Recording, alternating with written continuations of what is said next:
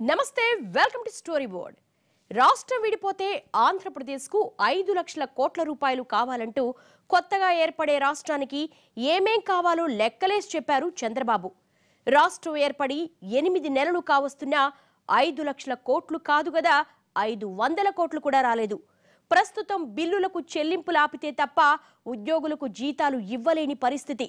తెలంగాణలోనూ పరిస్థితి ఆశాజనకంగా ఏమీ లేదు. ఆదాయం కోసం పెట్రోల్ మీద ₹2 విలువ ఆధారిత పన్ను విధించింది కేసీఆర్ సర్కార్. ఏప్రిల్ 1 నుంచి కరెంటు బిల్లులు పెంచక తప్పని పరిస్థితి ఉంది తెలంగాణలో.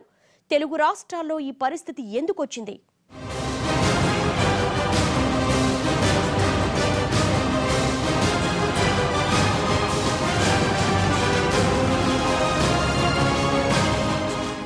తదుపరి ఆదేశాలు వచ్చే వరకు బిల్లుల చెల్లింపు కార్యక్రమాన్ని నిలిపివేయాలంటూ ఆంధ్రప్రదేశ్ ప్రభుత్వం రాష్ట్రంలోని పే అండ్ అకౌంట్స్ ట్రెజరీలకు ఆదేశాలు జారీ చేయడం సంచలనం రేపింది. బిల్లులు చెల్లిస్తే జీతాలు ఇవ్వలేని పరిస్థితి. ఇప్పుడే ఇలా ఉంటే సంక్షేమ పథకాల అమలు, అభివృద్ధి కార్యక్రమాల మాటేంటి? విభజన చట్టంలో స్పష్టంగా ఉన్న ప్రత్యేక హోదాపై నిర్లక్ష్యంగా ఉన్న కేంద్రం ఏపీ అడిగినన్ని నిధులు ఇస్తుందా? రాష్ట్రానికి అసలు ఆదాయ వనరులు ఉన్నాయా? ఆశించిన స్థాయిలో రెవెన్యూ వస్తోందా? కొత్త రాష్ట్రంగా ఏర్పడిన తర్వాత ఆంధ్రప్రదేశ్ ఆర్థిక పరిస్థితి ఎలా ఉంది? 13 జిల్లాలు, 5 కోట్ల జనాభా, 1,00,000 కోట్ల రూపాయల పైచిలుకు బడ్జెట్. లెక్కల్లో ఘనంగానే ఉంది, కానీ జేబులో చూస్తే మాత్రం చిల్లి గవ్వలేదు. సాధారణ భాషలో చెప్పాలంటే చేతిలో చిల్లు కానీ లేదు. టీ నీళ్లకు కూడా రూపాయి ఖర్చు పెట్టలేని పరిస్థితి. ఇప్పుడే ఇలా ఉంది. 4 రోజుల తర్వాత పరిస్థితి ఏంటని ఏపీ ఆర్థిక మంత్రి తల బద్దలు కొట్టుకుంటున్నారు.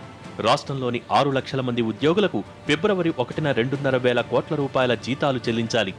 రోడ్లు, భవనాలు, ప్రాజెక్టులు, వివిధ కాంట్రాక్టుల కింద చెల్లించాల్సిన బిల్లులు దాదాపు 1,000 కోట్ల రూపాయలకు పైనే ఉన్నాయి. కేంద్ర సాయం కోసం ఎంత మొత్తుకున్నా అరుణ్ జైట్లీ చెవులకు సోకలేదు. బడ్జెట్లో కోత విధించుకోకుండా అభివృద్ధి కార్యక్రమాలకి, సంక్షేమ కార్యక్రమాలకి పూర్తిగా కేటాయించినటువంటి నిధులను విడుదల చేసినట్టయితే కనుక జీతాలు ఇవ్వలేనటువంటి పరిస్థితి ఆంధ్రప్రదేశ్ రాష్ట్రంలో ఉంటుంది. ఆంధ్రప్రదేశ్ కొత్త రాష్ట్రంగా ఏర్పాటు కావడంతోనే 16,000 కోట్ల రూపాయల లోటు బడ్జెట్ ఉంది. దీనికి తోడు రాష్ట్రం ఏర్పడిన తర్వాత 2 తుపానులు మూలిగే నక్క మీద తాటిపండులా పడ్డాయి. ఏపీ ఆర్థిక కేంద్రంగా ఉన్న విశాఖపట్నాన్ని హుదూద్ తుపాను కోలుకోలేని దెబ్బతీసింది. తుపాను తర్వాత జనజీవనం కోలుకున్నా ఆర్థిక కార్యకలాపాలు ఆశించిన స్థాయిలో లేవు. విశాఖతో పాటు శ్రీకాకుళం, విజయనగరం జిల్లాలది ఇదే పరిస్థితి.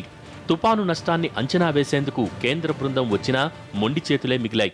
ఆంధ్రప్రదేశ్లో ముఖ్యంగా ఈ మధ్యకాలంలో మనం చూస్తే సంక్రాంతి కానుకగా చంద్రన్న కానుక అని ఒక అందరికీ, అంటే సామాన్యులకి అందరికీ కూడా ఒక పండగ రోజున పప్పు దినుసులు అవన్నీ ఇవ్వడం జరిగిందండి. ఇవన్నీ చూస్తే ఒకవైపు బడ్జెట్ లేకుండా ఇంత సాహసం ఎలా చేస్తున్నారనే దాని మీద మనకి ఒక పెద్ద క్వశ్చన్ మార్క్ ఉంది. రాష్ట్రానికి ఆదాయం తెచ్చే వాటిలో ప్రధాన వాటా పన్నులదే. సేల్స్, సర్వీస్, కమర్షియల్ ట్యాక్సుల ద్వారా వసూలయ్యే మొత్తాలతో పాటు అబ్కారీ ఆదాయం, భూముల అమ్మకాలు, ఇతరత్రా మార్గాల ద్వారా వచ్చిన రెవెన్యూతోనే ప్రభుత్వాలు సంక్షేమ పథకాల్ని అమలు చేయటం, అభివృద్ధి కార్యక్రమాలు చేపడతాయి. రాష్ట్ర ప్రభుత్వానికి ఆదాయం బాగా ఉంటే అభివృద్ధి కార్యక్రమాలకు అప్పులిచ్చేందుకు సంస్థలు, విదేశాలు ముందుకొస్తాయి. అయితే ఏపీలో ఆర్థిక కార్యకలాపాలు అంతగా లేకపోవడంతో ముఖ్యమంత్రి విదేశీ పర్యటనలు చేసి ఎన్ని రకాల రాయితీలు ఇస్తామని చెబుతున్నా ఫలితాలు ఆశించిన స్థాయిలో లేవు. విదేశాల్లో వాళ్ళు ఏమంటారు, ఏమయ్యా మీ ఎంప్లాయీస్కి మీరు జీతం ఇవ్వలేని పరిస్థితిలో ఉన్నారు, మీరు కనుక ఇది ఒక ప్రభుత్వం మీరు భూమి మాకు ఇస్తే ఇంకో ప్రభుత్వం వచ్చి ఆ భూమిని క్యాన్సిల్ చేస్తూ ఉంది, ఇంత సర్టెంటీ లేకుంటే ఇంత అన్సర్టెంటీ ఉంటే మేము ఎలా ఇన్వెస్ట్ చేస్తామని ఎవడైనా అడుగుతాడు. ఒక చిన్న స్కూల్ పిల్లాడైనా అడుగుతాడు విదేశాల్లో మన ముఖ్యమంత్రిని. చాలా దారుణమైన పరిస్థితి. రాష్ట్రానికి ఆదాయం రావాలంటే కమర్షియల్ యాక్టివిటీ ఎక్కువగా ఉండాలి. రాజధాని నగరం, రాష్ట్రంలోని ఇతర నగరాల్లో పరిశ్రమలు, పారిశ్రామిక ఉత్పత్తులు, ఎగుమతులు లాంటి వాటి వల్లే ప్రభుత్వానికి ఆదాయం వస్తుంది. రెవెన్యూ జనరేషన్ విషయంలో ఏపీ దేశంలోని మిగతా రాష్ట్రాలన్నింటికంటే వెనకబడి ఉంది. వనరులు ఉన్నా వాటిని సద్వినియోగం చేసుకునే పరిస్థితి లేదు. సేవారంగం విస్తరించకపోవటం పెద్ద మైనస్. ఇప్పటికీ ఎక్కువ మందికి వ్యవసాయమే జీవనాధారం. ఇలాంటి పరిస్థితుల మధ్య ఆదాయం పెంచడం కత్తి మీద సాము కంటే కష్టమైన వ్యవహారం. ఆంధ్రప్రదేశ్కి ముఖ్యంగా ఉన్న ఆదాయ వనరులు ఏమంటే మేజర్గా చూస్తే కనుక ప్యాడీ, అంటే మనకి వ్యవసాయం ద్వారా వచ్చే గ్రోత్లో కూడా జీడిపిలో కూడా కాంట్రిబ్యూషన్ మనకి అగ్రికల్చర్ కాంట్రిబ్యూషన్ ఎక్కువ కనిపిస్తుంది. ఎందుకంటే అక్కడ సర్వీస్ సెక్టార్కి సంబంధించి కానీ ఐటీ రంగానికి సంబంధించి కానీ అంత ఎక్కువ కాంట్రిబ్యూషన్ జీడిపికి లేదు కాబట్టి అదొక మేజర్ డిసడ్వాంటేజ్ కింద చెప్పుకోవచ్చు. 16,000 కోట్ల రూపాయల లోటు బడ్జెట్ ఉన్న రైతుల రుణమాఫీని తలకెత్తుకుంది ఏపీ సర్కార్. దీనికోసం రైతు సాధికార సంస్థకు 5,000 కోట్ల రూపాయలు విడుదల చేసింది. ఉద్యోగులకు ఇంక్రిమెంట్లు, పీఆర్సీ సిఫార్సుల అమలు, డీఏ పెంపు లాంటి అంశాలు ఖజానాపై మోయలేని భారం వేశాయి. నిధులు లేవంటూనే సంక్రాంతిని అధికార పండుగగా ప్రకటించి ఉత్సవాల నిర్వహణ కోసం దాదాపు 300 కోట్ల రూపాయలు ఖర్చు చేసింది. రాబడి తక్కువైనా ఖర్చులపై నియంత్రణ లేకపోవడంతో ఈ పరిస్థితి తలెత్తిందంటున్నారు నిపుణులు. వీళ్లకు రికార్డ్స్ మెయింటెనెన్స్ లేదు, ఎవరెవరు ఎంత ఇవ్వాలని చెప్పి వీళ్ళకు తెలియదు, వీళ్ళు ఎవరికి లోన్స్ ఇచ్చారు, అప్పులు ఇచ్చారు, అవి ఏ స్టేజ్లో ఉంది, దానిపైన వడ్డీ ఎంతవరకు ఉంటుంది అన్నది కూడా తెలుసుకోలేని పరిస్థితిలో ఉన్నారు. కాబట్టి ఇద్దరి పరిస్థితి record management is poor both in Telangana and Andhra Pradesh. ఫిబ్రవరి మొదటి వారం నుంచి ఏపీ సర్కార్ ప్రతిరోజు డబ్బుల కోసం జేబులు తడుముకోవాల్సిన పరిస్థితి.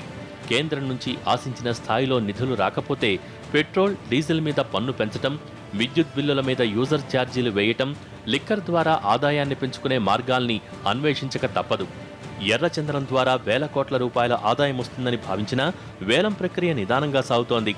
ఎర్రచందనం అమ్మి ఆ డబ్బులు ఖజానాలో జమ కావటానికి తక్కువలో తక్కువగా మరో 6 నెలలు పట్టడం ఖాయం.